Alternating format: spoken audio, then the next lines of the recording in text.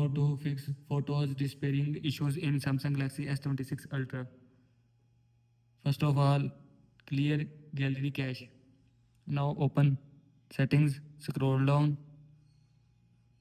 click on apps, search gallery, click on gallery, scroll down, click on storage. Here you will see clear cache, and if you want to clear gallery cache, then click on clear cache. After click on clear cache, gallery clear cache from your phone. Now go back. After that, check hidden file.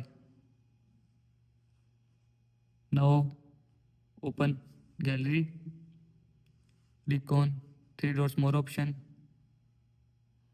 click on hide albums. Here you will see hide albums. Now go back. After that, check recycle bin.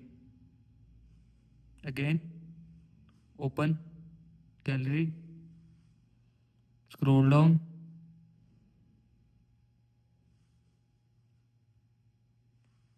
here you will see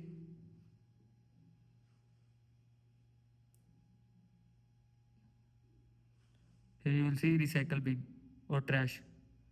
Now click on trash. Here you will see recycle bin items.